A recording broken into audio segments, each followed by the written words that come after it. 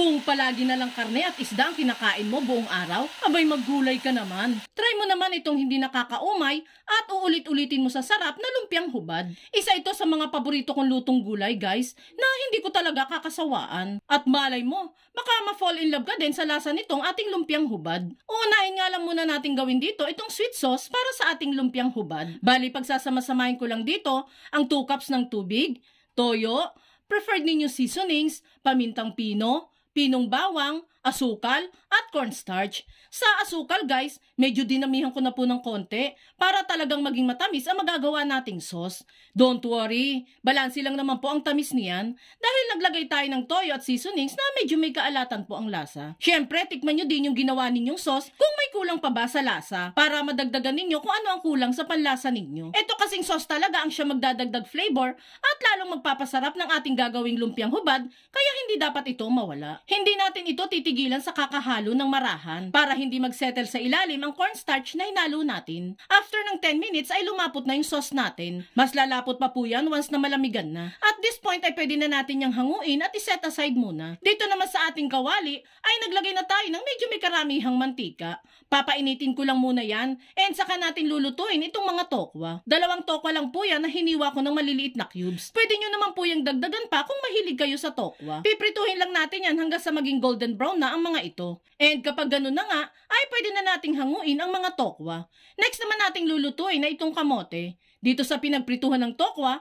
ay piprituhin lang natin ng konti ang mga kamote. Uunahin na nating lutuin itong kamote sa lahat ng gulay dahil ito po ay medyo may katigasan ng konti compare sa ibang gulay na ilalahok natin. Prituhin lang natin yan ng mga 5 minutes at kapag bahagya na yan nag-brown, ay pwede na din natin yung hanguin at iset aside muna. Dito pa rin sa ating pan ay nagbawas lang tayo ng mantika at nagtira ng konti dahil isusunod naman nating lulutuin itong pork. Masarap kasi kung may konting pork tayong ilalagay sa ating lumpiang hubad. Pero kung sawa na talaga kayo sa karne, pwede naman pong puro tokwa na lang ang ihalo ninyo dito sa ating gulay. Medyo maliit pala yung pagkakahiwa ng pork dito para mas madali nating itong maluto at lumambot. Lulutuin lang natin yan ng 10 minutes hanggang sa bahagya na yung maging brown. And kapag gano'n na nga, ay pwede nang ihalo dito ang sibuyas at bawang. Palalabasin lang muna natin ang bango ng aromatics bago isunod ang iba pang mga gulay.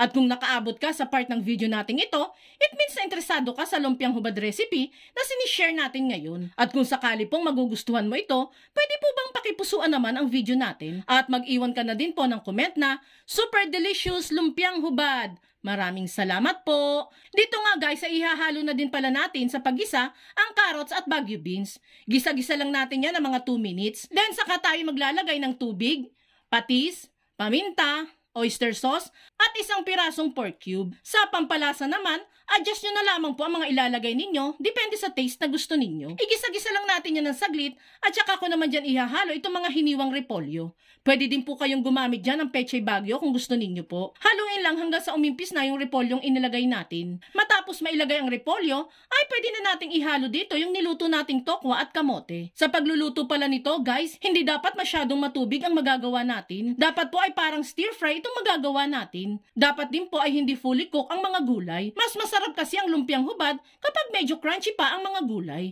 Last na nating ilalagay dito ay itong mga toge. Hahaluin at lulutuin pa natin ito ng mga 3 minutes na lang para hindi masyadong sagi o lutong-luto ang mga gulay.